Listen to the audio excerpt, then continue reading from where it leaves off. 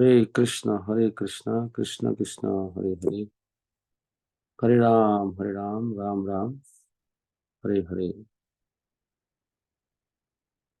हरे कृष्णा कृष्ण कृष्ण हरे हरे, हरे राम राम राम हरे हरे। ग्रंथराज श्रीमद् भागवतम की जय। सो हम अध्ययन कर रहे हैं श्रीमद् भागवतम 6.17.30 का तात्पर्य है। इस संसार में प्रत्येक व्यक्ति दुखों से पीड़ित है, परंतु श्रील प्रबोधानंद सरस्वती कहते हैं यह संसार सुख से भरा है। बड़ी अजीब बात है।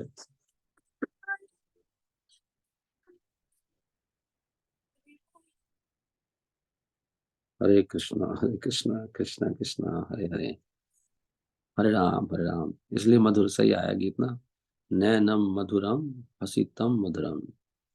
अपने आप ही चल गए। भगवान का नाम, भगवान के नैन बहुत मधुर है और भगवान की हंसी बहुत मधुर है, इसलिए संसार सुख से भरा है। तो प्रबोधानंद सरस्वती क्यों कहते हैं ऐसे, यह संसार सुख से भरा है, यह कैसे संभव है? वे उत्तर देते हैं, श्री चैतन्य महाप्रभु की कृपा से भक्त इस संसार के दुखों को भी सुख मानकर उन्हें स्वीकार करता है। बहुत सुंदर बात है ये, नहीं? सब भक्त सुनो, सब भक्त लोग रोते रहते हैं ना कि मुझे ये हो गया वो हो गया। इस संसार के दुखों को भी सुख मानकर उन्हें स्वीकार करता है, ये भक्त का समझ है। श्री चैतन्य महाप्रभु की कृपा से भक्त इस संसार के दुखों को भी सुख मानकर उन्हें स्वीकार करता है, क्योंकि दुख तो आएंगे ही, लेकिन भक्त की समझ उल्टी है।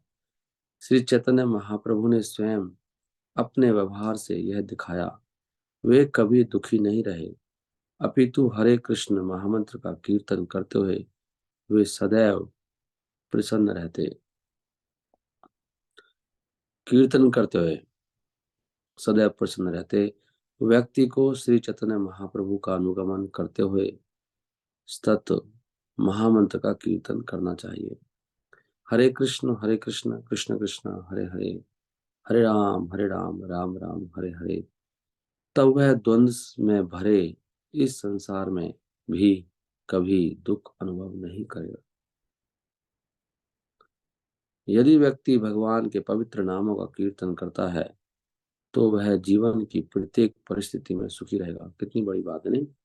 तो अगर आप, हम लोग दुखी हो रहे हैं तो इसका मतलब क्या है? हमारे कृष्ण महामंत्र का जप कीर्तन नहीं कर रहे हैं। नहीं तो कुछ भी समस्या आए ना, तो हमारा उसकी चर्चा करने से वो समस्या खत्म होगी, ना ही बदला लेने से, ना ही उसको सुनाने से, ना किसी को बोलने से। वो होगी केवल हरे कृष्ण महामंत्र का कीर्तन करने से। ये याद रखना चाहिए और सोचना चाहिए कि इसका उदाहरण क्या है। शिल प्रभुपाद को एक बार शिल प्रभुपाद को कोई व्यक्ति क्लास में खड़ा होकर गाली देने लग गया था। बहुत खड़ा होकर बोलता रहा और भक्तों को बहुत क्रोध आ रहा था कि एक बार प्रभुपाद इशारा करें और उसको मार मार के हम चटनी बना देंगे। अभी नहीं, पर बड़े बड़े दिग्गज लोग बैठे हुए थे, वो बहुत तंदुरुस्त थे शरीर में, 6-6 फुट के लंबे प्रभुपाद के बिल्कुल 18-18 साल के लड़के। तो उसकी क्या मजाल, लेकिन प्रभुपाद चुपचाप सुनते रहे। बाद में भक्तों ने पूछा कि प्रभुपाद आपने सबके सामने वो व्यक्ति इतना बोला, ये अच्छी बात नहीं है, और हम क्यों सुने आपकी वो निंदा? आपने हमें कुछ करने क्यों नहीं दिया? प्रभुपाद ने सारा क्यों, चुप बैठ जाओ। उठने को उठने को कर रहे थे। प्रभुपाद ने कहा कि मैंने कुछ इसको किया होगा पिछले जन्म में, इसलिए ये व्यक्ति मुझे बोल रहा है। ये सोचा मैंने, मतलब अपने ही कर्मों का हमें मानना चाहिए। फल आ रहा है किसी रूप में और बहुत आसानी से जा रहा है, वो शिकायत नहीं करनी चाहिए। देख रहे हैं कितनी बड़ी बात है, यहाँ भी यही कह रहे हैं। आगे पढ़ रहा हूं मैं। यही समय है जब भौतिक शरीर धारण करने वाली जीवात्माओं की चेतना में सतोगुण का आह्वान किया जा सकता है। ये किसी श्लोक का अनुवाद पढ़ रहा हूँ, बताऊंगा आगे क्या है। सतोगुण परम भगवान की सत्ता स्थापित करने के लिए है। देखिए कितनी ऊंची बात है। सतोगुण क्यों है? सतोगुण का आह्वान करना चाहिए, हे भगवान सतोगुण दो। यही समय है जब भौतिक शरीर धारण करने वाली जीवात्माओं की चेतना में सतोगुण का आह्वान किया सकता है। सतोगुण क्यों है? सतोगुण परम भगवान की सत्ता स्थापित करने के लिए है, क्योंकि सतोगुण समग्र सृष्टि का पालन करता है। देख रहे हैं, सतोगुण से चल रहा है संसार। अतएव यह पूर्ण पुरुषोत्तम भगवान की शरण लेने का उपयुक्त अवसर है। चूंकि भगवान देवताओं पर अत्यंत दयालु एवं उनके प्रिय हैं, निश्चित ही वे हमें सौभाग्य प्रदान करेंगे। तात्पर्य, भौतिक जगत का संचालन सतोगुण, रजोगुण तथा तमोगुण, इन तीन गुणों से होता है। लेकिन पालन किससे होता है? संचालन अलग बात है, पालन सतोगुण से। रजोगुण से समस्त भौतिक वस्तुओं का निर्माण होता है। रजोगुण से उत्पत्ति होती है। सतोगुण से प्रतीक, इसलिए ब्रह्मा रजोगुण के प्रतीक हैं, वो उत्पत्ति करते हैं। शिव जी किसके हैं? मैं नहीं बोल रहा, चलो पढ़ता हूँ। सतोगुण से प्रत्येक वस्तु का समुचित पालन होता है। सतोगुण से पालन होता है तथा जब सृष्टि उचित प्रकार से स्थित नहीं होती, तमोगुण से उसका विनाश होता है। वर्तमान समय कलयुग का है और इस श्लोक के माध्यम से हम इसकी स्थिति समझ सकते हैं। कलयुग के आरंभ में तथा द्वापर युग के अंत में भगवान श्री कृष्ण अवतरित हुए और उन्हें भगवद गीता की शिक्षाएं प्रदान की। उन्होंने, भगवान ने कलयुग के शुरुआत में, द्वापर युग के अंत में भगवान ने दिया ना एक शिक्षाएं। गीता में उन्होंने समस्त जीवों से उनकी शरण लेने का आह्वान किया। भगवान ने खुद ही बोला कि मेरी शरण ले लो, सर्वधर्मान परित्यज्य। परंतु कलयुग के कारण प्राय लोग भगवान श्री कृष्ण के चरण कमलों की शरण लेने में अक्षम है, सक्षम नहीं है। और इसलिए 5000 वर्ष पश्चात श्री कृष्ण पुनः श्री चैतन्य महाप्रभु के रूप में प्रकट हुए। दोबारा भगवान आ गए क्योंकि लोगों ने शरण नहीं ली। उनके अवतरण का उद्देश्य पूरे विश्व को भगवान की शरण लेकर कैसे शुद्ध किया जाए, इसकी शिक्षा देना था। श्री कृष्ण के चरण कमलों की शरण का अर्थ है पूर्ण रूप से शुद्ध होना। कोई कहते हैं ना, मैंने शरण ले रखी है प्रभु भगवान की, कि यहाँ पे लिखा है शरण लेने का अर्थ है पूर्ण रूप से शुद्ध होना। श्री कृष्ण भगवद गीता 18.66 में कहते हैं, समस्त धर्मों का त्याग करके केवल मेरी शरण लो, मैं सब पापों से तुम्हारी रक्षा करूंगा। भयभीत मत हो। इसलिए जैसे ही व्यक्ति श्री कृष्ण के चरण कमलों की शरण लेता है, वह तुरंत समस्त कलमशों से मुक्त हो जाता है।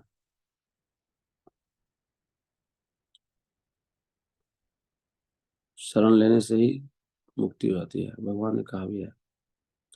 कलयुग दोषों से भरा है। श्रीमद् भागवतम 12.3.51 में वर्णन आता है, कलयुग अनगिनत दोषों से भरा है। वस्तुतः यह दोषों का सागर है, दोष निधि। परंतु उसमें भी एक अवसर है। कीर्तनाद एवं कृष्ण से मुक्त संग परम विजेत। केवल हरे कृष्ण महामंत्र का कीर्तन करने से व्यक्ति कलयुग के दोषों से मुक्त होकर अपने मूल आध्यात्मिक शरीर को प्राप्त करता है। दोबारा पढ़ूंगा लाइन। केवल हरे कृष्ण महामंत्र का कीर्तन करने से व्यक्ति कलयुग के दोषों से मुक्त होकर अपने मूल आध्यात्मिक शरीर को प्राप्त करता है और अपने घर भगवत धाम लौट जाता है। कलयुग में यह एक अवसर है। जब श्री कृष्ण प्रकट हुए थे, उन्होंने अपने निर्देश दिए, और जब श्री कृष्ण अपने भक्त बनकर श्री चैतन्य महाप्रभु के रूप में आए, उन्होंने हमें कलयुग रूपी सागर को पार करने का मार्ग दिखाया। हरे कृष्ण आंदोलन वही मार्ग है। श्री चैतन्य महाप्रभु ने अवतार लेकर कलयुग में संकीर्तन आंदोलन का सूत्रपात किया।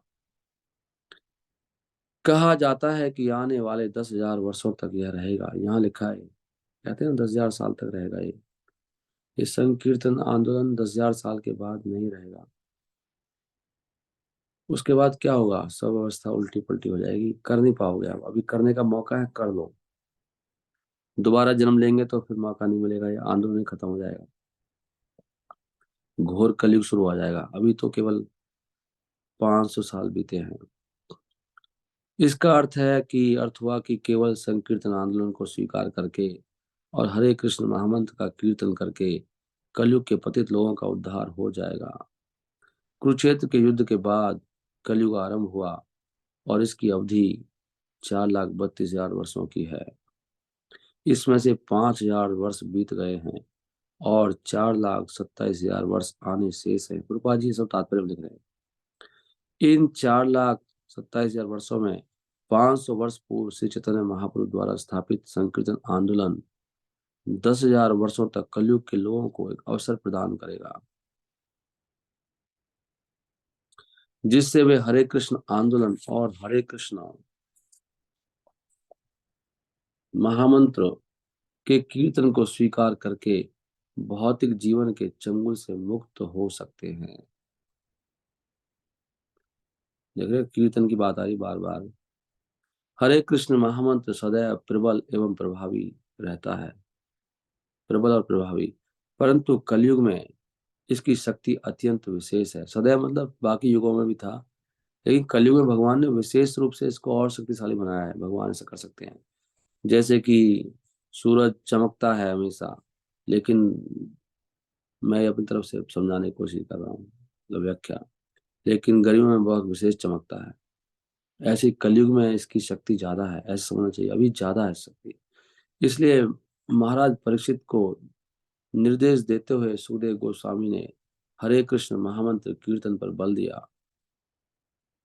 हे राजन, यद्यपि कलयुग दोषों का भंडार है, फिर भी इसमें एक अच्छा गुण है। केवल हरे कृष्ण महामंत्र का कीर्तन करके व्यक्ति भवबंधन से मुक्त हो सकता है। देखो प्रभुपाद ने तो साफ ही लिखा है, नहीं पता नहीं हमें क्यों दिखाई नहीं दे रहा है। प्रभुपाद जी तात्पर्य में साफ साफ लिख रहे हैं हरे कृष्ण महामंत्र कीर्तन करना है, पता नहीं इतना जोर क्यों नहीं है इस पर। और आध्यात्मिक जगत में प्रवेश कर सकता है। भागवत 12.3/51 में ये कहा, जिन लोगों ने पूर्ण कृष्ण भावना में हरे कृष्ण महामंत्र के प्रचार का कार्यभार स्वीकार किया है, देख रहे हैं कार्यभार है, ये करना मुश्किल है, हम लोग इसको कर रहे हैं ना, हमें पता है कितना मुश्किल होता है डेली करना, भार है ना ये। उन्हें सरलता पूर्वक लोगों को भवसागर से उबारने हेतु इस अवसर का लाभ उठाना चाहिए। उन्हें सरलता पूर्वक लोगों को भवसागर से उबारने हेतु इस अवसर का लाभ उठाना चाहिए। जिन्होंने कार्यभार स्वीकार किया है उनको करना है ये, इनकी मतलब हमारी रिस्पॉन्सिबिलिटी है। इसलिए श्री चैतन्य महाप्रभु की शिक्षाओं का पालन करना और गंभीरता पूर्वक संपूर्ण विश्व में कृष्ण भक्ति का प्रचार करना हमारा कर्तव्य है। मानव समाज की शांति एवं समृद्धि के लिए यह सर्वोत्तम कल्याण कार्य है। अब आप जो भक्त लोग हैं सब, हम सब की ये ना रिस्पॉन्सिबिलिटी होनी चाहिए कि कीर्तन में कुछ प्रभु जी कुछ जरूरत है तो मैं आऊँ क्या स्पेशली आज। बहुत हमें कितनी बार, कल तो संडे था, पता नहीं भक्तों को क्या हो गया, मैक्सिमम भक्त पता नहीं कहाँ सब। बहुत अजीब बात है, संडे का दिन और लोग नए साल के लिए कहाँ कहाँ भाग रहे हैं। कोई आया ही नहीं सेंटर में, बहुत कम लोग आए थे। तो वैसे कोई कृपा नहीं मिलेगी, मुझे ऐसे बोलना पड़ेगा। यहाँ पे कह रहे हैं हमारा कर्तव्य है ये। आपको चिंता होनी चाहिए, हमको सबको चिंता होनी चाहिए, कहीं कीर्तन तो नहीं, कीर्तन सही ढंग से हो पा रहा है, मेरा क्या कंट्रीब्यूशन है। क्योंकि जितने ज्यादा भक्त होते हैं तभी अच्छा कीर्तन होता है। संकीर्तन है ना ये, संकीर्तन में सब मिलके करते हैं, संग, संग है संकीर्तन, सब मिलके। अकेला भक्त कैसे कीर्तन होगा, लोगों को उद्धार नहीं होगा। करने को कर सकते हैं लेकिन बहुत उसका प्रभाव बहुत कम होगा। जितने ज्यादा भक्त होंगे उतना ज्यादा उसका प्रभाव होता है। तो हमारी रिस्पॉन्सिबिलिटी, हम नहीं करेंगे तो हमें भी कृपा नहीं मिलेगी। तो मेरी सबसे निवेदन है कि इसको बढ़ाने का प्रयास करें, कम से कम सप्ते में एक बार तो हर व्यक्ति को आना चाहिए, नहीं तो भगवान की कोई कृपा नहीं मिलेगी। जीवन की सारी जटिलताओं से मुक्ति, ये श्री चैतन्य चरितमृत में बताया, मध्य लीला 25 पॉइंट। ये जो मैंने पढ़ा अभी ये 6 पॉइंट, सॉरी 8 है, 8.5.23 में लिखा प्रभुपाद ने साफ साफ, जिन्होंने सतोगुण में और महापुरुष ये सब प्रभुपाद ने डाला है संकीर्तन का। अभी मध्य लीला 25.198 में क्या लिखा है? महाप्रभु ने उसे सलाह दी, वृंदावन जाओ और सतत हरे कृष्ण महामंत्र का कीर्तन करो। और महाप्रभु ने देखो बोल दिया, सलाह आ गई है। इसके तात्पर्य में श्रील प्रभुपाद क्या लिख रहे हैं? महाप्रभु ने एक सलाह दी, वृंदावन जाओ और सतत हरे कृष्ण महामंत्र का कीर्तन करो। इसको जरा निकाल के ग्रुप में शेयर कर दो। मध्य लीला 25.198।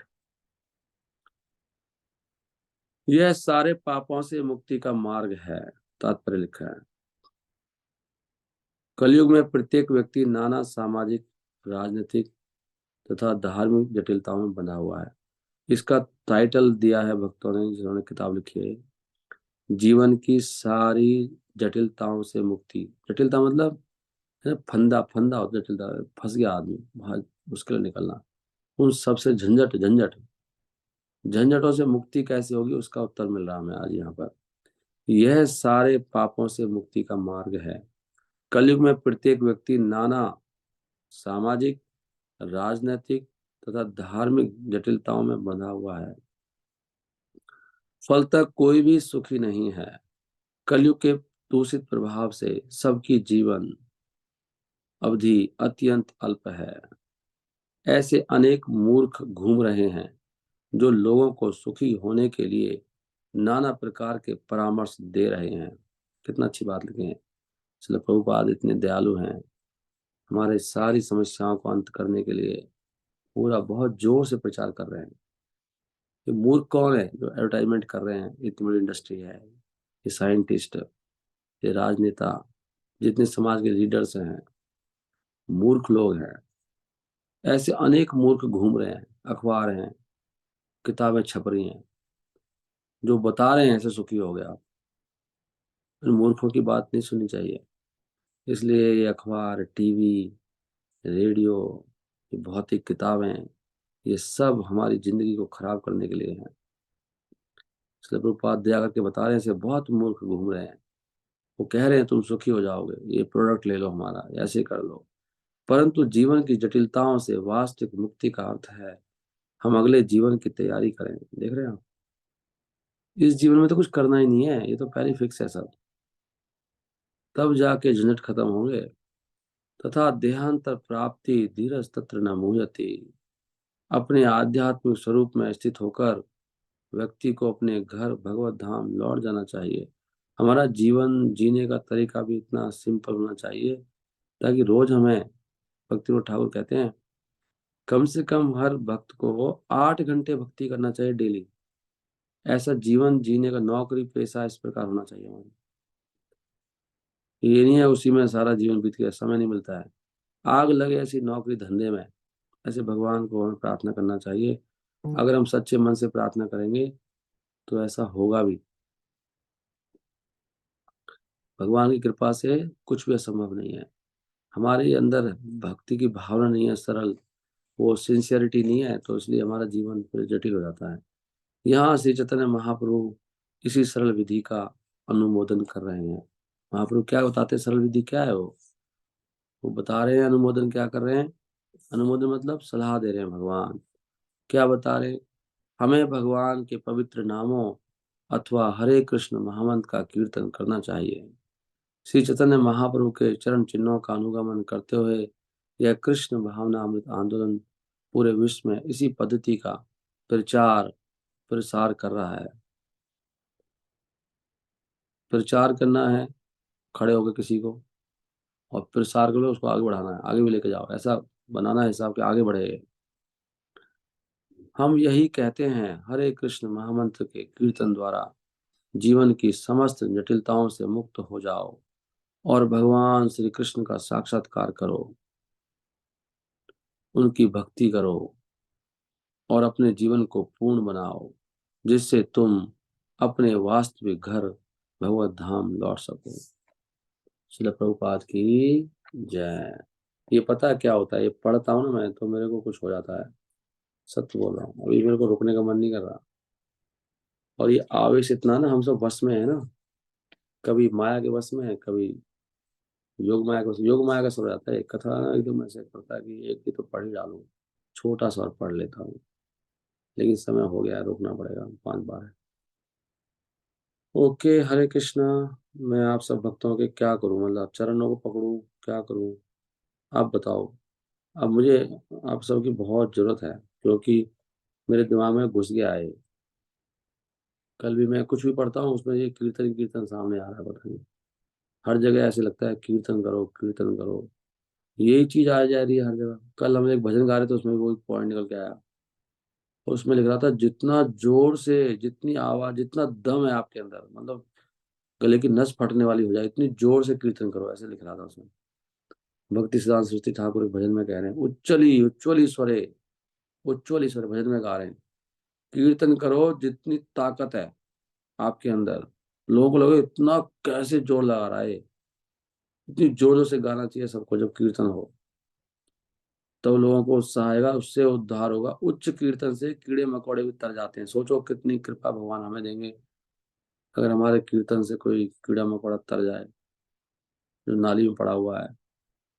नहीं, कॉकरोच, मेंढक, उसे कान तक पहुंच जाए, पानी के अंदर उसको सुनाई पड़ जाए। नहीं, जमीन के अंदर है, इतनी जोर से कीर्तन, पेड़ पे बैठा है कोई बहुत ऊंचे पे पक्षी, तभी कह रहे हो जोर से करो, जोर से। आप कहना आकाश में गूंजने लग जाए, इतनी जोर से कीर्तन हो जाए, ऐसे कह रहे हैं भक्ति सरस्वती ठाकुर। कल उनका तिरुभाव था तो उनका भजन गा रहे थे हम लोग। दुष्ट मन तुम ही किसेरा वैष्णव, हे दुष्ट मन, तुम कैसे वैष्णव हो, खाली अपने मान के लिए घूम रहे हो संसार में। थोड़ा सा आपका अपमान होता है तो छटपटाने लगते हो। कह रहे तुम्हारा भजन केवल एक धोखा है, तब हरि नाम केवल कहता हो। उस भजन में ये पॉइंट आ रहा था कि उच्च स्वर से कीर्तन करो और कोई मार्ग नहीं है, छोड़ो या अकेले में भजन करना। वो कह रहे हैं प्रतिष्ठारे तरे निर्जन घर है, तब हरि नाम केवल कहता हूँ, दुष्ट मन तुम ही केसेरा वैष्णव। ये कल कह रहे थे वो। तू अकेले में भजन करता है, तेरा भजन एक धोखा है, तू कीर्तन में नहीं आता है।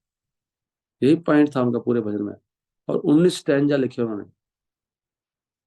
मैंने किसी भजन में 19 स्टैंजा नहीं देखे आज तक, 19 पैराग्राफ, क्या बोलते हैं उनको, जो भी होते हैं। हम मंगला आरती गाते हैं उसमें 8 है ना, उसमें 19 है। और उसमें दो कई बार आया है उच्चली स्वरे, कोई मार्ग नहीं बताया, छोड़ो अकेले में भजन करना। कह रहे हैं अकेले में भजन करता है, ये दिखाता बड़ा भजनानंदी है, बहुत ध्यान से भजन कर रहा हूँ। कीर्तन करो, ये पॉइंट निकाल रहे थे वो कल। उच्चली स्वरे, नहीं तो आपका नाम क्या है, केवल एक कहतव है, तब हरि नाम केवल एक कहतव। बहुत सुंदर भजन है, आप सुनिएगा। आज हम वो भजन शायद कोशिश करेंगे दोपहर को उसको दोबारा, उसको 3-4 बार मुझे क्लास करनी, वो वैसे भी कठिन है थोड़ा, उसका अर्थ कई बार करेंगे तो अच्छा है। ओके, मैं यहीं पे विराम देता हूँ। Thank you very much. शिल प्रभुपाद की जय। हरे कृष्णा कृष्णा कृष्णा हरे हरे, हरे राम राम राम हरे हरे। आप किसी कुछ कहना है तो कह सकते हो।